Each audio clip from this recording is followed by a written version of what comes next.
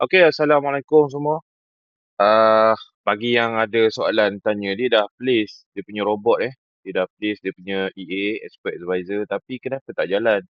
Kan, "You kenapa robot ni tak berjalan Kenapa? Why?" Okey, kita tak pelik yang tu sebab kalau tak pernah pakai MT5 ataupun tak pernah pakai EA robot, okey, bila, you open robot contoh macam ni, okey sekarang ni saya akan close dulu yang ini.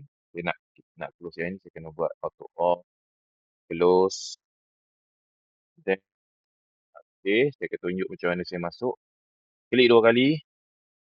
Okey, nampak dekat sini Dekat sini ada inputs, ada comment, okey. Klik dekat comments, klik sini Algo Trading, Elo Algo Trading, klik. Yang ini tak perlu. Ini tak perlu Klik okey. And then dekat atas ni masih merah nampak merah. Okey, klik bagi hijau, Algo Trading.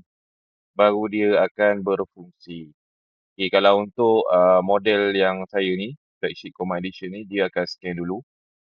Dia akan scan dulu broker ni, apa teknik dia pakai, spread dia macam mana, leverage dia apa dia pakai semua kan. Barulah dia akan membuat keputusan.